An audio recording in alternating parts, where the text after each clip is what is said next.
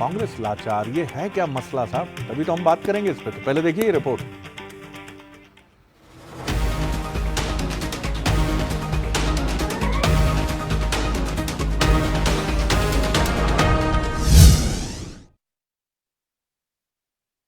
Party से जाने के बाद भी सिंधिया कांग्रेस के सीने में नश्तर की तरह चुभे हुए हैं। ज्योतिरादित्य सिंधिया के गढ़ ग्वालियर चंबल में कांग्रेस आज तक उनका विकल्प तैयार नहीं कर पाई है। ऐसे में 24 किरण में ग्वालियर और मुरैना सीट को लेकर कांग्रेस के दो दिग्गजों के बीच तनातनी से पार्टी के लिए परेशानी खड़ी हो गई है। लगातार टूट रहे हाथ को संभालने और जोड़ने की जिम्मेदारी पीसीसी चीफ जीतू पटवारी और नेता प्रतिपक्ष की है, लेकिन इन दोनों का मुरैना सीट पर अपने समर्थकों के लिए लॉबिंग करना पार्टी की मुसीबत बढ़ा रहा है। मुरैना सीट को लेकर जीतू उमंग आमने सामने। मुरैना में पंकज और नीटू सिकरवार के नाम पर तकरार। पंकज के पक्ष में है पीसीसी चीफ जीतू पटवारी। उमंग नीटू सिकरवार के लिए कर रहे हैं लॉबिंग। आपसी खींचतान के बीच अटकी 3 सीटें।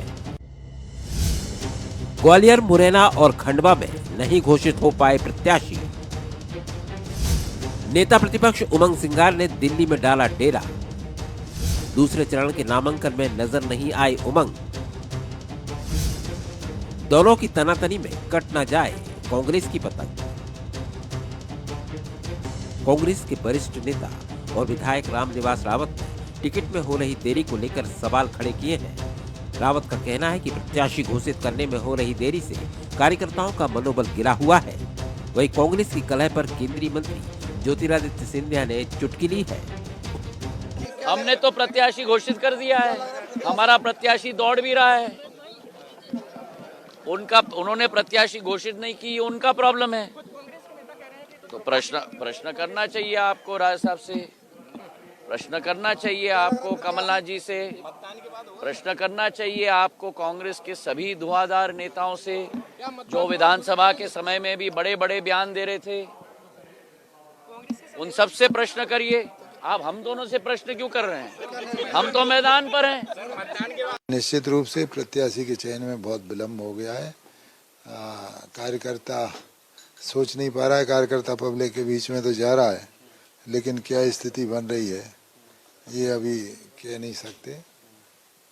आज संभवतः आज सूची आ जाना चाहिए कि कांग्रेस के लिए काम करने वाला, कांग्रेस के लिए संघर्ष करने वाला, कांग्रेस के आंदोलनों में लाठी खाने वाला, कांग्रेस के कार्यकर्ता के साथ खड़े रहने वाले व्यक्तियों में से प्रत्याशियों का चयन किया जाए।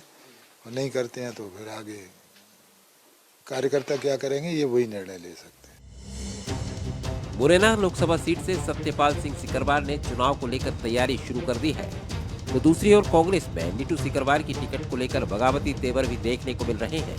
2020 में सिंधिया के बीजेपी में जाने के बाद से ग्वालियर चंबल में कांग्रेस बैकफुट पर है। ऐसे में लोकसभा चुनाव को लेकर पीसीसी चीफ और नेता प्रतिपक्ष के बीच चल रहा कोल्ड वार कांग्रेस के लिए शुभ संकेत नहीं है। चंबल की मार ने 23 का सपना तोड़ा था, अब 24 का ख्वाब भी खतरे में नजर आ रहा है। नमस्कार, मैं हूं शरद द्विवेदी और आज का मुद्दा में आपका बहुत बहुत स्वागत है। और आज का हमारा मुद्दा है चंबल की मार, कांग्रेस लाचार। पुराने समय में और आज भी मुझे लगता है कि जहां खानदानी ट्रेडिशन फॉलो होता है वहां कुछ चीज़ें नहीं बदलती। और अक्सर आपने देखा कि जब परिवारों में 3-4 बच्चों का समय होता था, अब तो न्यूक्लियर फैमिली शुरू हो गई है, तब माता पिता बहुत समझकर जिम्मेदारी देते थे कि ये बड़का वाला जौन है ना, ये बहुत सीधा है। तो सीधा है तो क्या करें, जब बहन के लिए लड़का देखना है तो सीधवा वाला जाएगा। वो जो है ना, जो बहुत खुरपेची है, मोहल्ले में लड़ाई करता है, सर फोड़ता है, फुड़वाता है, उसको नहीं भेजना है। उसको कहाँ भेजना है? जब फौजदारी की बात होगी। जैसे भिंड और मुरैना और ग्वालियर चंबल में कहा जाता, हमारे यहाँ 6 लठ आते भैया, यानी 6 लड़के हैं तो 6 लठ हो गए साहब, लड़ने बढ़ने के लिए तैयार है। अब कांग्रेस की चुनौती ये भी मानी जाती, कहने वाले कहते हैं, हम नहीं कह रहे हैं सर, कि दोनों ही गर्म दल के नेता हैं, जीतू पटवारी जी और उमंग सिंगार। अब दोनों बड़का और दोनों बड़का कह लीजिए, कौन बड़का है कौन छोटका है इसमें हम नहीं उलझेंगे, लेकिन दोनों ही अगर गर्म दल हैं तो फिर तो चुनौतियां कुछ पैदा होती हैं और इसका क्या संबंध 3 सीटों से हमें नहीं मालूम सर, लेकिन कहा जा रहा है कि कुछ तो कुछ है। पहले बंसल न्यूज़ के सवाल देखिए, क्या टिकट में देरी चंबल में कांग्रेस के लिए मुसीबत बनेगी? क्यों नहीं बनेगी सर, खुद रामनिवास रावत जी कह रहे हैं। सवाल नंबर 2, जीतू उमंग की कथित तनातनी कांग्रेस को नुकसान पहुंचाएगी? अगर है तो नुकसान क्यों नहीं पहुंचाएगी? एंड 3, कांग्रेस की परेशानी क्या बीजेपी को फायदा पहुंचाएगी? अगर कोई एक परेशान है, प्रतिद्वंदी दूसर का जो है उसको तो फायदा मिलेगा ही सर। चलिए सीधे चलेंगे अपने मेहमानों की तरफ, जो मेहमान हमारे साथ इस डिबेट का हिस्सा हैं। हमारे साथ हैं सुनील शुक्ला जी, हमारे एडिटर हैं डिजिटल के, बहुत स्वागत करता हूं। वरिष्ठ पत्रकार हैं, राजनीतिक विश्लेषक हैं, और साथ ही हैं डॉक्टर दुर्गेश केसवानी, बीजेपी के नेता हैं, और बीजेपी का बढ़ता हुआ साइज आप दुर्गेश जी को देखकर बहुत अच्छे से समझ सकते हैं।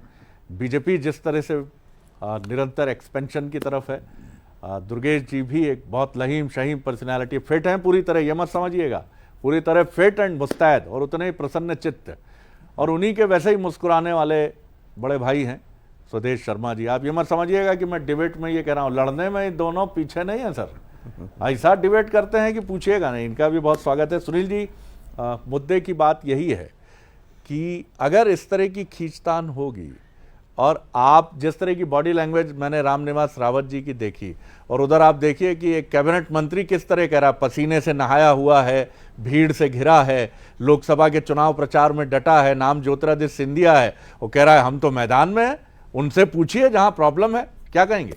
बिल्कुल निश्चित तौर पर जैसे हमने देखा कि अभी कुछ देर पहले ज्योतिरादित्य सिंधिया जो ग्वालियर से बीजेपी के उम्मीदवार खड़े हैं, भारत सिंह कुशवाहा के साथ खड़े हुए थे, उनके चेहरे देखिए कि किस तरीके से धूप और एक लग रहा है कि मैदानी जो आजमाइश होती है उनके चेहरे और बॉडी लैंग्वेज में साफ नजर आ रही है। और दूसरी तरफ हम कांग्रेस के जो वरिष्ठ नेता हैं रामनिवास रावत जी देख रहे हैं कि किस तरीके से उनमें एक नाउम्मीदी और एक निराशा का भाव कि पता नहीं क्या चल रहा है दिल्ली से लेके। और अब देखिए, ना सिर्फ हम अभी तक तो हम कल बात कर रहे थे किस तरीके से कि राष्ट्रीय स्तर पर जिस तरीके से कहा जा रहा है कि भाई पार्टी एक तरफ उनका नेता जो है भारत जोड़ो न्याय यात्रा चला रहा है और उसका ग्राउंड में इम्पैक्ट नजर आ रहा है, कि दूसरी तरफ वो कांग्रेस में भटका और लोग एक के बाद छोड़ रहे हैं। और दूसरी तरफ हम यदि मध्य प्रदेश में हम देखें तो वाकई में ये जब अब कुछ दिन रह गए हैं नॉमिनेशन फॉर्म और उसकी प्रक्रिया के लिए, और मध्य प्रदेश में 3 बड़ी जो सीटें हैं, खंडवा, ग्वालियर और मुरैना, और खासतौर से ग्वालियर मुरैना, चूंकि ग्वालियर चंबल हम देखें जिस तरीके से वहाँ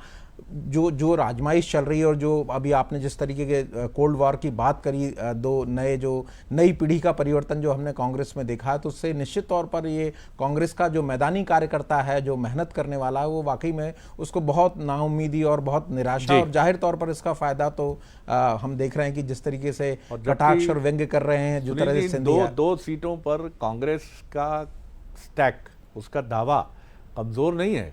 ग्वालियर में और मुरैना में माना जाता है कि अगर ठीक कैंडिडेट आप देते हैं तो लड़ाई अच्छी हो सकती है। तो उन सीटों पर आप उलझे हुए हैं, उलझन में हैं, जहां आपको और समय देना चाहिए था अच्छे प्रत्याशी को चुनकर यानी सेलेक्ट करके, और ज़्यादा मौका उसको देना चाहिए था प्रचार के लिए।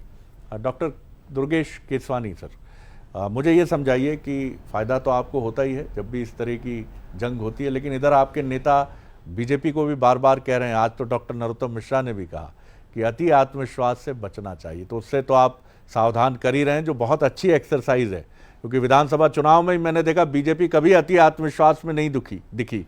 उसके नेता यही मानते थे कि नहीं साहब कुछ भी हो सकता है। बहरहाल इस पूरे एपिसोड पर आपकी टिप्पणी। देखिए शरद जी, जो आज का विषय है, चंबल की मार, जीतू उमंग की तकरार, उससे कांग्रेस लाचार, निश्चित रूप से आज का जो विषय है वो इसी के इर्द गिर्द है। और आपने माननीय डॉक्टर नरोत्तम मिश्रा जी की भी बात की। भाजपा का कार्यकर्ता निश्चित रूप से अपने नेताओं की बातों को आत्मसात करता है, और माननीय नरोत्तम जी ने कहा है तो निश्चित रूप से हम हर कार्यकर्ता को परिश्रम की पराकाष्ठा करनी है, क्योंकि लक्ष्य हमारा बड़ा है। अब की बार 400 पार के साथ साथ मिशन 29 पर भी हम निकले हुए हैं, और निश्चित रूप से जब मिशन 29 हम देखते हैं सामने, तो पूरे मध्य प्रदेश में एक सिनेरियो सामने आता है कि हमें हर सीट पर परिश्रम की पराकाष्ठा करनी। हमारे माननीय प्रदेश अध्यक्ष वी डी शर्मा जी के नेतृत्व में 64,523 बूथों में से जो 11,000 बूथों में जहाँ पे हम कम थे, विधानसभा चुनाव में, उस चुनाव को लेकर उससे हम समीक्षा कर उससे हम सबक लेकर हम आगे बढ़ने का काम कर रहे हैं। और इसीलिए हम माइक्रो मैनेजमेंट के साथ उन बूथों पर अपना कैसे 370 वोट का नंबर कैसे बढ़े, उसके लिए हम काम कर रहे हैं। रही बात, हम कांग्रेस के लिए तो हमेशा ही इस बात को शरद जी कहते आए हैं कि कांग्रेस में अलग अलग धड़ हैं, अलग अलग गुट हैं, अलग अलग कबीले हैं और अलग अलग कबीलों के अलग अलग सरदार हैं। और वह आज जब उनके कांग्रेस के विधायक ही इस चीज़ को एक्सेप्ट कर रहे हैं चैनल पर कि हमें हमारी सीटें घोषित करने में देरी हो रही है, तो मुझे लगता है कि वो तकरार, वो लड़ाई, वो उनकी जो जूतम पेजार है, वो सड़क पर दिखने लगती है और वो आज भी दिख रही है। चलिए स्वदेश जी, आपकी तरफ आता हूँ मैं जी।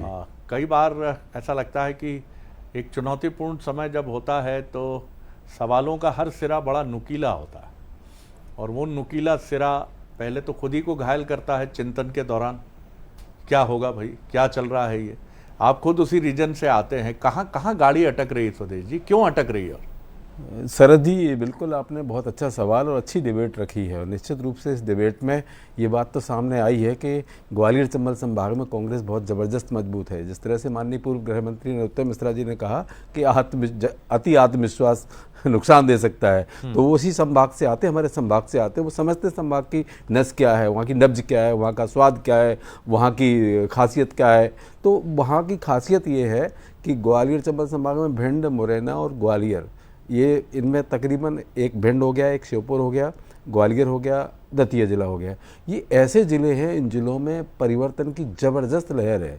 और इस लहर में कांग्रेस ने जो प्रत्याशी देने की जो कवायद शुरू की है, जो प्रयास शुरू किया है, वो नीचे से जो नाम आए हैं, निश्चित रूप से उन पर गहन चिंतन और बहुत ज़्यादा चिंतन होने की आवश्यकता थी और चिंतन होता रहा। लेकिन उस चिंतन के बीच बीच कई स्थितियाँ ऐसी गुजर जाती हैं कि हमें ये तय करना मुश्किल हो जाता है कि हम किस व्यक्ति को मोहर लगा दें, कौन सा व्यक्ति हमारा फाइनल है। तो ऐसी स्थिति में ये ना सोचा जाए कांग्रेस कमज़ोर है। कांग्रेस ग्वालियर संभाग में ज़बरदस्त परचम लहराने की दिशा में आगे बढ़ रही है। और जो भी प्रत्याशी आएगा, जो नाम चल रहे हैं, आपने सारे नाम दिखा दिए हैं, जो भी नाम चल रहे हैं, उन नामों में से कोई भी एक नाम आएगा, लेकिन कार्यकर्ता ने परिवर्तन करने की सोच ली है। आपने देखा होगा विधानसभा के चुनाव में भी कांग्रेस का प्रदर्शन कमजोर नहीं रहा ग्वालियर चंबल संभाग में, और बाई इलेक्शन भी आपने देखे होंगे सरकार जाने के बाद। ये कथित तकरार, वार प्रतिवार, एक दूसरे से बेजार, और जिसका फायदा बीजेपी को बारंबार, इससे तो बचना चाहिए सर। देखिए, वो जिन नेताओं का कोई इस तरह का बयान हो, विचार हो, वो उनका अपना निजी विचार हो सकता है, लेकिन कांग्रेस संगठन माननीय जीतू पटवारी जी के नेतृत्व में दुगनी ताकत के साथ सामने आया है, क्योंकि ये यूथ कांग्रेस के प्रदेश अध्यक्ष भी रहे हैं। और इनके कार्यकाल के दौरान जो लोग यूथ कांग्रेस में इनके साथ थे, जिला अध्यक्ष से लेके ब्लॉक अध्यक्ष तक थे, सारे के सारे जो घर बैठ चुके थे वो सब वापस आ चुके हैं और आने के साथ जीतू पटवारी जी के साथ काम कर रहे हैं। और आप देख रहे हैं अभी भले ही भारतीय जनता पार्टी बहुत सारे नेताओं को आयतित कर रही है, कांग्रेस जिसमें कांग्रेस से बहुत ज़्यादा आ रहे हैं, ये किसी भी तरह का फार्मूला अपना रहे हैं, लेकिन संख्या कांग्रेस के कार्यकर्ताओं की बूथ पर डटने की इतनी ज़बरदस्त है कि इनके केंद्रीय मंत्री ने भी कहा था, अभी एक बयान में मैं सुन रहा था कि हमें कांग्रेस के बूथों को देखना है, उनको कमज़ोर करना है। तो कुल मिलाकर के 1 बूथ 10 यूथ के फार्मूले पर कांग्रेस काम कर रही है। और रिजल्ट हमारे पास खोने के लिए कुछ था नहीं, अकेली एक सीट थी कमलनाथ जी, और पाने के लिए पूरा मध्य प्रदेश पड़ा हुआ है। तो हम समझते हैं 14-15 सीटों पर कांग्रेस विजय हासिल करेगी। बिल्कुल सही कहा। और आपने जब ये बात कही तो मुझे वो बड़ी, जिसको आज की युवा पीढ़ी बड़े प्यार से DDLJ बोलती है, दिलवाले दुल्हनिया ले जाएंगे, तो उसका वो लास्ट का सीन याद आ गया कि कांग्रेस को भी इसी तरह ले जाते हुए कोई फादर फिगर कहे कि जा दौड़ के पा जा अपनी ज़िंदगी सिमरन। तो शुभकामनाएं आपको भी, क्योंकि बहुत ज़रूरी है लोकतंत्र में मजबूती, और मजबूती का सिरा बहुत, अगर एक संगठन की बात करें, पार्टी की बात करें, तो वो केंद्रीय नेतृत्व रूपी गंगोत्री से अभिन्न रूप से जुड़ा होता है। सुनील जी, इसी सवाल को लेकर मैं आपकी तरफ आता हूं। आखिर इतनी सारी चीज़ें हैं, आपको पता भी हैं, दिल्ली में बैठे हुए हैं, आपको मालूम है कि किसको क्या जिम्मेदारी दी जानी है। आखिर हम देखते हैं कि बीजेपी को जिम्मेदारी दी जानी होती है तो ओम माथुर छत्तीसगढ़ आ जाते हैं, नक्शा पलट देते हैं। यहाँ अश्विनी वैष्णव, भूपेंद्र यादव आते हैं, अभी उपाध्याय जी हैं, और यूपी से सिंह साहब आए हुए हैं। लेकिन कांग्रेस में हम स्थितियां देखते हैं कि नहीं, आपस में कर लो ना आप लोग, निपट लो ना, आप लोग कर लो ना, देख लिया जाएगा, हमारी जरूरत होगी तो हम भी आ जाएंगे। बिल्कुल ठीक है। ये हमने कल भी बात करी थी शरद जी की, वाकई में इस पूरे मामले में जब पार्टी में ऐसे हालात चल रहे हैं और कांग्रेस में जो कांग्रेस के नेतृत्व को जिस तरीके से एक अपना महत्वपूर्ण एक भूमिका अदा करना थी, वो कहीं ना कहीं मुझे ऐसा लग रहा है कि कहीं ना कहीं ऐसा लग रहा है कि भाई जो जा रहा है, जिसको जाना है वो जाए, तो इसका जो असर है वो मैदानी स्तर पर वो हम फिर कर रहे हैं कि बहुत ही नाउम्मीदी और एक दिशाहीनता वाली स्थिति की हम दिख रही हैं। कि एक तरफ तो आप बात करते हो कि पूरे देश को जोड़ने की बात कर रहे हो कि आप एक प्रमुख विपक्ष, तो आप सत्ता में तो छोड़ो, कांग्रेस अभी ऐसा लग रहा है कि जो एक प्रमुख विपक्ष की भूमिका थी वो भी मुझे लग रहा है कि ठीक से वो उस भूमिका के लिए खुद को अपने आप में तैयार करने की इच्छा शक्ति उसमें कहीं नज़र नहीं आ रही है। और मुझे लग रहा है कि कहीं ना कहीं एक पूरा उनके पार्टी का केंद्रीय नेतृत्व, जिस तरीके से कल हमने देखा कि संजय निरुपम और वो हरियाणा के जो प्रवक्ता रहे, उन्होंने जो कुछ गंभीर वाकई में सवाल उठाए हैं कि भाई किस तरीके से पार्टी के अंदर कहीं कुछ सुनवाई है ही नहीं। छोटा सवाल और है सुनील जी इसमें कि क्या आपको ये लगता है कि दिग्विजय सिंह जी को एंगेज करने की रणनीति ठीक है? आप सरकार बनाने की स्थिति में केंद्र में अभी नजर नहीं आते हैं, शुभकामनाएं हैं लेकिन दूर की कौड़ी है, बहुत दूर की कौड़ी है।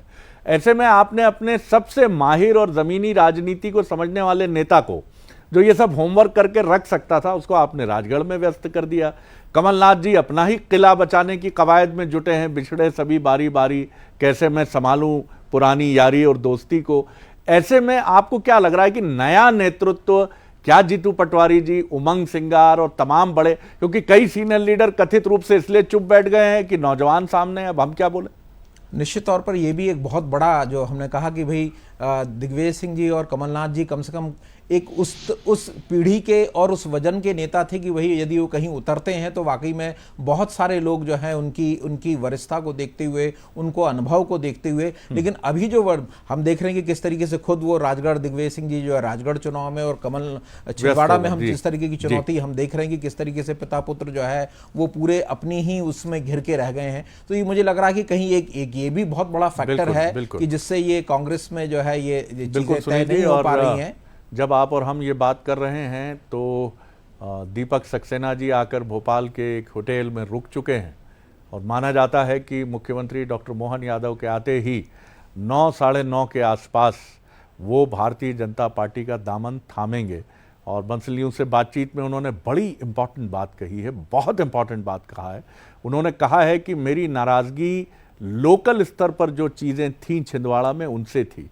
हालांकि उन्होंने ये स्पष्ट नहीं किया कि लोकल से मतलब नकुलनाथ जी से है या कमलनाथ जी से है, लेकिन नाराजगी उनकी स्थानीय छिंदवाड़ा की राजनीति से है। अब ये उनसे डिटेल में पूछा जाएगा।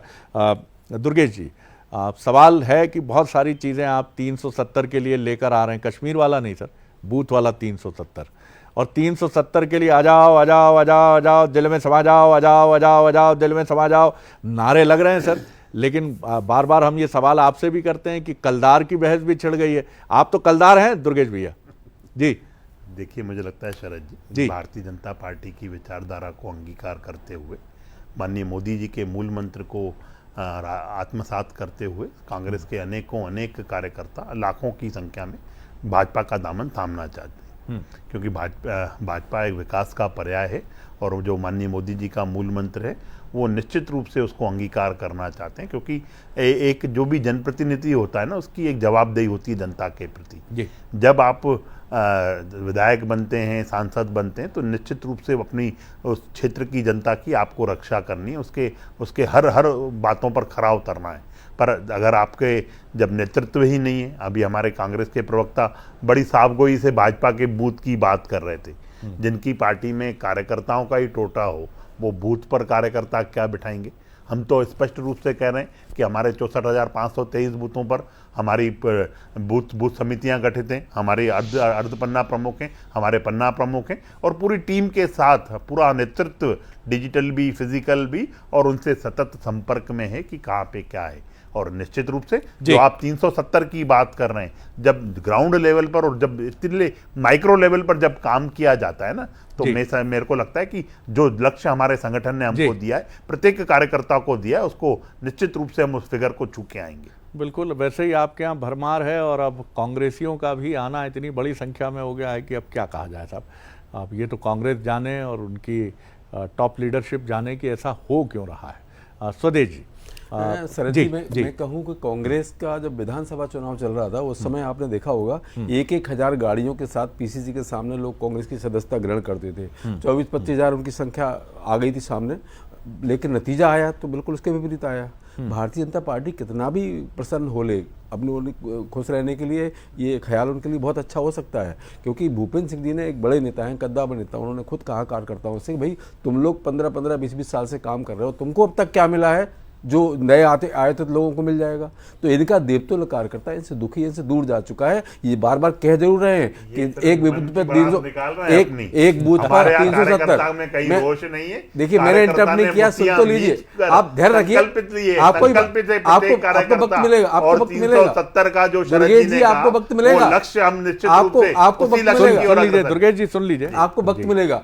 आपने 370 वोट के लिए कहा है हर बूथ पर। मैं समझता हूँ कौन सा ऐसा बूथ है जिस पर 370 बेरोजगार ना हो, कौन सा ऐसा बूथ है जिस पर किसान अपनी आय का दुगना जिससे मिल गया हो, कौन सा 370, कौन सी ऐसी महिलाएं हैं जिन पर अत्याचार 370 महिलाओं पर ना हुए हो, कौन सा ऐसा बूथ है जिस पर बेरोजगारों की संख्या 370 ना हो। आपको वोट क्यों देगा? और अगर आपके पास बूथ पर आदमी बैठे हुए हैं तो आयत लोगों को तो आप क्या काम लोगे, या आयतित लोगों को आप बूथ पे बैठाओगे तो आपका जो देवतुल्य कार्यकर्ता आपसे दूर जा चुका है। ये बड़ा माइक्रो मैनेजमेंट जो आप कह रहे हैं ना, बार बार माइक्रो में अगर जाएंगे तो आप बहुत परेशानी में खड़े हो गए। चलिए बहुत 15 सेकंड है मेरे पास दुर्गेश जी। देखिए शरद जी, ये 370 जिसकी बात कर रहे हैं ना, वो 370 वो हैं जो उज्ज्वला कनेक्शन के माध्यम से हमने देश की जनता की सेवा की है।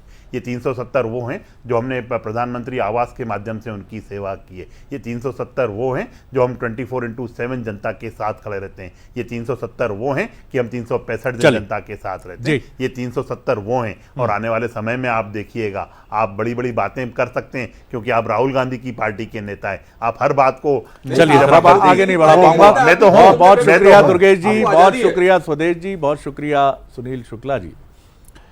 रेफरेंसेस इतिहास से अगर हम उठाते हैं तो बड़े दिलचस्प रेफरेंसेस भी हमको मिलते हैं, और ये संदर्भ जो इतिहास के हैं, ये संदर्भ कहते हैं कि महाराणा प्रताप जी के साथ जो मरजीवड़ों का दल चलता था वो घास की रोटी खाकर भी जीत के लिए आगे बढ़ता था। संख्या बल कई बार एक भ्रम से अधिक कुछ नहीं होता। अगर आप बात करें 2003 की तो 10 साल की कांग्रेस की सरकार थी, दिग्विजय सिंह जैसा काबिल और बहुत ही सीजन पॉलिटिशियन नेतृत्व करता था, लेकिन उस बीजेपी ने हराया कांग्रेस को जिसके पास संसाधनों की कमी थी, लीडर तो बहुत बेहतरीन थे उसके पास। तो ये कांग्रेस को ध्यान रखना चाहिए कि अगर आपके पास क्या वैसे मरजीवड़े हैं जो घास की रोटी खाकर भी महाराणा प्रताप की तरह अपनी माता, अपने पिता रूपी पार्टी के लिए लड़ सकते हैं? ये सवाल भैया कांग्रेस आप ही आत्मनिरीक्षण करके देखिए, ढूंढिए, क्योंकि इसी में शायद आपकी भविष्य की बेहतरीन संभावनाओं का कोई संदेश छिपा है। एक बार फिर मेहमानों का धन्यवाद। आगे देखिए छत्तीसगढ़ आज का मुद्दा, कवासी, शराब और सियासत, साक्षी गुप्ता के साथ। नमस्कार।